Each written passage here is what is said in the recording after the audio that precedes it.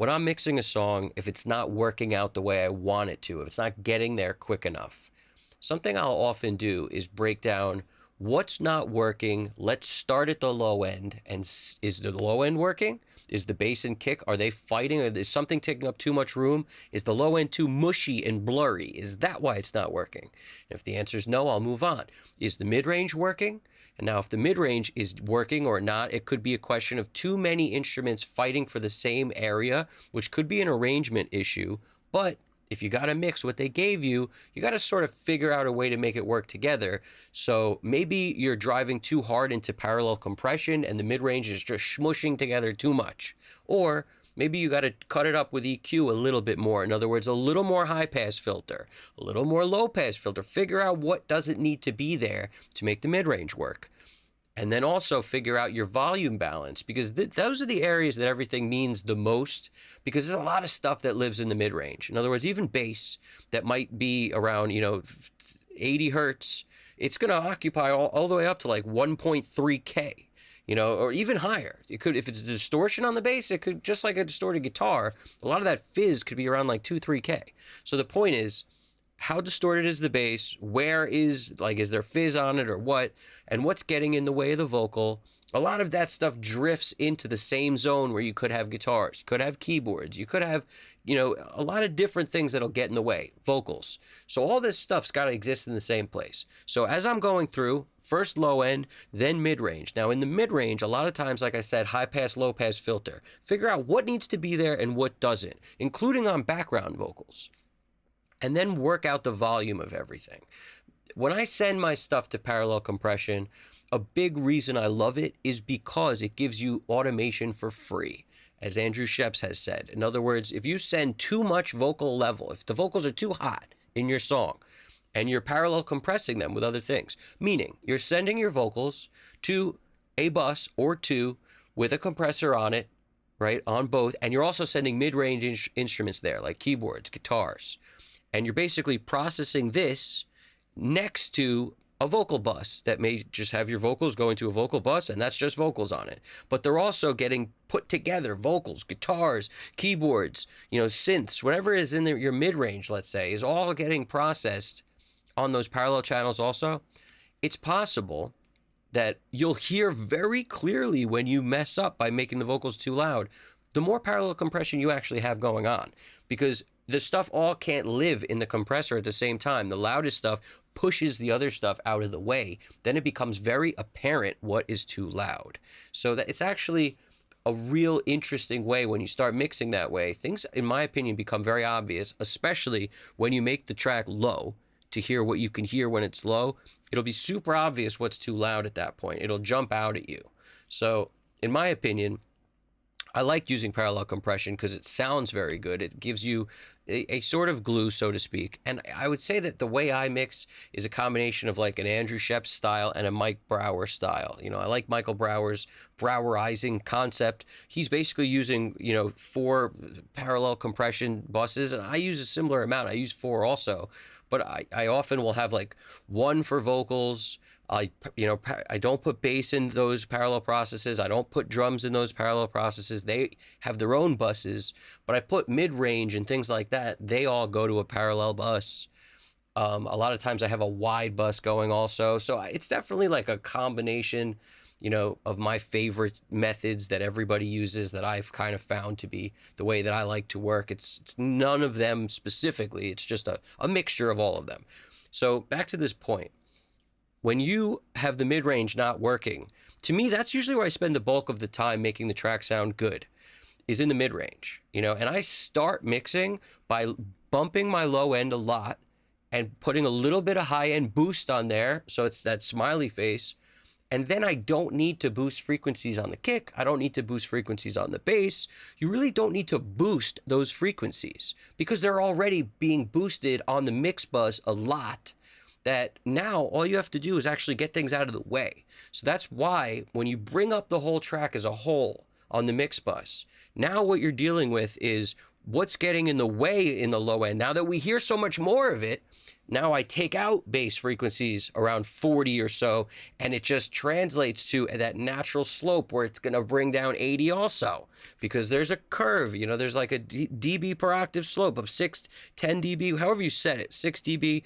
If you use like Pro Q3, you could set how many dB per octave the slope is. So depending on how much I bring down 40 hertz, you know, I'll be bringing down 80 a little bit also.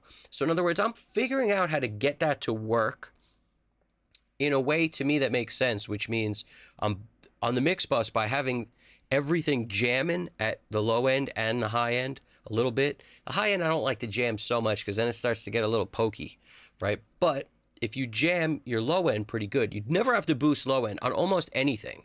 All you have to do is make it fit in the mix and give the things presence and character. For example, you know, I'll smash with compression sometimes the kick or the bass just to be able to give it more presence. Like the way I look at it is if you have a very pointy kick drum and you smash it down, now it gets wider. So because it's wider, it's not as loud. In other words, that pointiness is how loud it gets at that point. But a lot of times when that pointiness is making your kick track clip. Like a lot of people don't real, especially guys who make beats. You know, the beat may sound great to them, but their kick is clipping the whole time. And a good way to solve that, but to have it still seem as loud, is to smash it, crush it with some kind of compression, then it gets wider. The sound actually gets longer, so it sounds like it's as loud. But at the same time, it's not clipping because you've taken away that, you know, top of the peak, but you've basically just widened out the signal. So I do this a lot, and I'll use the devil lock to do that a lot. That's like one of my go-to methods. Smash it with the devil lock, and then, you know, or the decapitator, like any of those are good for it really. But if you don't have any of those, you could use any compressor and just, you know, set the threshold where it's like you're basically creating your own compressed sound on the kick that's not there for leveling. It's not there for leveling of the instrument. It's there to give it more body, is how I look at it. When you add compression to percussion especially, it changes the way those sounds feel because it changes the way they sound. So the feeling becomes different. Now there's a little more length to the note, which means it lingers longer in our ear. It sounds louder, even though it might not be louder. You have the perceived loudness. So by smashing it, you know, you'll get this kind of vibe going. And don't be afraid to take, like, if you need more kick, the greatest tip ever, I forget where I picked this up a long time ago, but when you're doing like a drum set, a lot of people will, this is the way I always do drums. I'll take all the skins and take them to a parallel bus, right? Then I'll take all the cymbals and take them to a parallel bus. When I say cymbals, I mean anything that's not a drum with a skin. So like hi-hats, rides, you know, overheads, it's just stuff that's not a close mic of a skin, right? All that stuff goes to its own parallels. That way you could sort of control how much cymbals you're getting in relation to the skins. And specifically, sometimes I'll break out kick and snare on their own tracks by themselves or together. You know, I think it was Bob Clearmountain who did it this way. I forget who I got it from, but one of them, you know, one of these great, historic, amazing mixers is doing things like this where they have their kick and their snare on their own parallel bus. So if they need more kick and snare, they just turn that up, you know. And what I've often done is just have that smush track be one of the parallels. So you could have a very, you know, dynamic sounding kick drum that doesn't have much on it at all. And then you have a smush track in parallel next to it, that's your, and then you just blend the two together. And I'll do that with the most important things on drums, which is usually kick and snare, but it could be ride cymbal. And with cymbals, if you're trying to make them sound better, rather than darken them up with EQ, consider you should saturate them with some sort of tape style plugin of any kind, really. You could use Kramer tape, whatever comes with your system. I know people who've done it with lo-fi, you use Kramer tape. You could use with the Abbey Road one, J35 or whatever that one's called. I often use the Ampex, you know, that tape plugin from UAD. If you don't have UAD, there's, well, if you do have UAD, the oxide tape is one of my favorites. Also, there's a lot, literally any one works. It doesn't matter. You could use a free one. But the point is some sort of saturation to basically take away high end. Very common trick also. And it'll also change the presence, the way those cymbals sound. So by looking at the drums in this way, where you don't have all your drums sent to one drum bus, it helps a lot. And even with what I just described, sometimes I might send all the drums to one drum bus. But usually if I do that, it's just a clean bus with nothing on it. Because if you did do one that's slammed, you're going to bring up the cymbals a lot as soon as you compress them very hard. That's why usually cymbals don't sound good compressed a lot, because it makes them where they kind of ring constantly the whole time.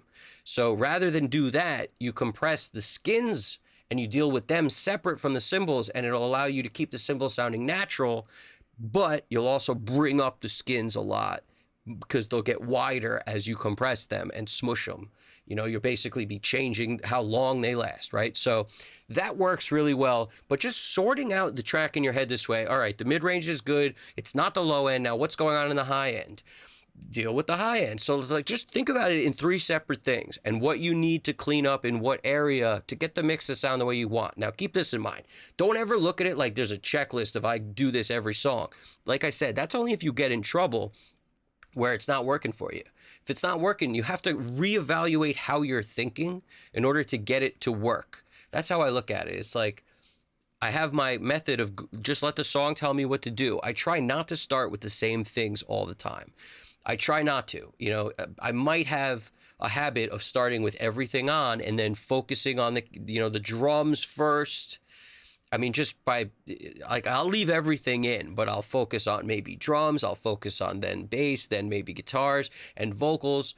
A lot of times I'll start with just making the vocals sound good, then I'll do the rest.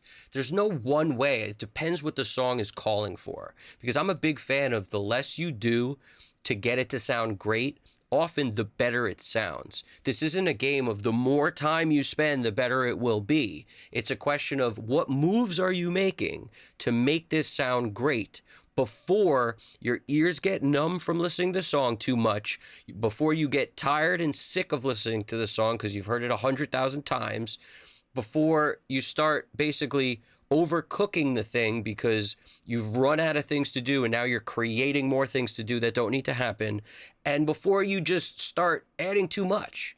You know, we could literally add too much on anything, like vocal effects. We could add too much on, delays we do, or if you're doing stutters, or if you're doing any of that, you could just add too much and then it doesn't sound good. So it's a balancing act of what do we need to do to make this better, and what is too much is right. It's a fine line. That's a fine line between good and evil right there. And you gotta toe that line. It depends on what the song needs. And there's also a concept where all songs don't need the same thing. Sometimes you need to make a song sound dark and moody because that's what it needs. That's what this song is about. Like, what's the meaning? What's the vocalist, the artist trying to get across? And then you should echo that in your mix. I was talking to an artist recently who was talking about how, he was comparing a song that was nothing like the song that he was working on to, another song out there that he didn't do. And there were totally different songs. One was super aggressive pop song and the other one's a ballad. And, he's talking about effects and stuff. I'm like, well, first of all, they're you can't compare this to that because the whole song feels different from the jump. So you wouldn't do the same things in this song compared to this song. It wouldn't make sense to do them. So anyway, I think you should be looking at music in that way. I also think if your mix is kind of wobbly, the reason I focus on low end first, like if it's not sounding the way you want, is because often just tightening up the low end and making it where there's a clear one beat and a clear down beat, like a kick and snare, what's going on there, and is it fighting the bass, getting your low end settled, which is often drums and bass, will make a lot of difference to how the rest sounds. Until you get that right, it's kind of hard to tell what the mid-range should do or what the high end should do. So That's like if I had to say why a lot of mixers, probably more often than not, start with the low end and the drums and the bass. It's probably because of that. Because if you Chad Blake has said this a lot too, just cleaning up the low end, and that's why he'll use a sample on kick a lot of times if the drums he gets are like real recorded drums and they don't sound good. You got to start using samples somewhere at that point and start with the kick, because often just making the kick clearly defined, you can now have, you know, a snare drum that's very crushed and very sort of, you know, muddy, maybe like not a lot of top end on it. You could have a weird sounding drum kit that sounds great if your low end is clearly defined and not, you know, muddy. Like if you get the low end right, the rest of the drums start sort of come into play. They just everything falls into place at that point. So if I were you, I'd focus on the low end first and then just move through it like you would clean a kitchen. You know, like you got your place is messy. All right, well, get all the dishes, get them in the sink. Then you start cleaning the dishes. Then you deal with the, you know, dusting the table off. Then you vacuum the floor. If you're gonna vacuum the floor first, then dust the table off or whatever. Then you got crumbs on the floor. You know what I'm saying? So you gotta, after that, you do the mop or whatever. You know what I'm saying? Like it's gotta make sense. If it doesn't make sense, it's not gonna work. So that's why I start with the low end, because then it will sort of tell me what needs to happen in the mid range. If it was, you know, if the mix wasn't working out, you could look to the low end first. But I won't always start there necessarily, because sometimes you bring up the faders on the low end stuff and everything's great. All right, well, we maybe started there, but there's nothing to do. So next, you know what I'm saying? Especially if you're working with a beat track that sounds pretty good already, there may not be much to do. All right, but if you get a beat track that's all out of whack, or like the kick is just clipping like crazy, just there's nothing you could, then you got to start working down there anyway. So keep this stuff in mind. I don't want to go too crazy. You got any questions, leave them in the comments. I'll be sure to get back to you. This is Evan Jaffe, Custom Cuts. Subscribe if you haven't already. Talk to you guys soon. You guys got this. Take it easy.